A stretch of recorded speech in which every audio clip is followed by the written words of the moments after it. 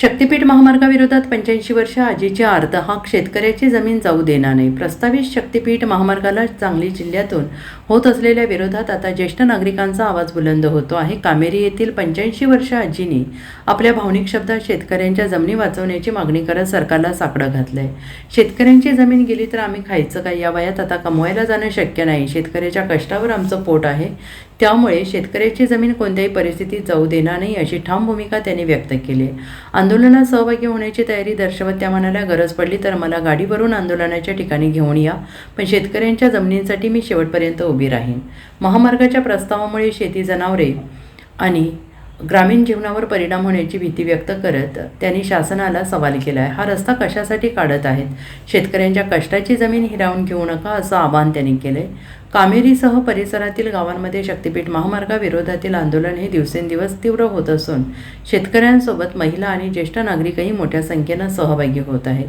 85 वर्षीय आजींच्या भावनिक प्रतिक्रियेमुळे या आंदोलनाला आणखीन एक मानवी संवेदनशील पैलू मिळालेला आहे. किंवा बसायला काय खाय शेतकऱ्यांना, जे काय शेतकरी जायचं आहे का इकडे लांब एवढ्या? मग गाड्या मस्त सोडली त्याची.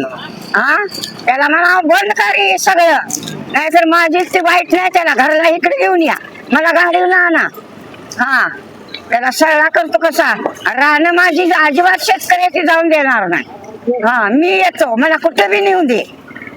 हो, मग काय त्याने घेऊन दिले. ती रक्ताचा घास घेते ती शेतकरी, तरी रानं पिकते ती म्हणून खाते ती. कामावर जायचं आता वय आहे का आम्हासारख्याच? म्हणजे कशाला एवढं ह्यो कशाला आला इकडं रस्ते कराय? कुठं जायचं आहे? दिल्लीला अजिबात चालायचं नाही. काय चालून देऊ नका असा कोण. मला गाडीहून आणा इकडं. त्याला बघतो आदली मधलीची येते तिकडे नाही, मुख्य मालकाला इकडे ये म्हणाव गाव. वनवा का काय म्हणायचा? झोप लागणार आता दिवस. ढोर गुर माणसं मारतोच काय बाबा म्हणाव. कामावर जायला चालली बोल का? तर सगळेच राहणे गेले, कामावर कोण सांगेल? भांडी घासायचं कोण सांगेल का? म्हाताऱ्या माणसाची राहणं बंद करा म्हणाव त्याला सगळी. Bureau report, SBN Marathi, Sangli.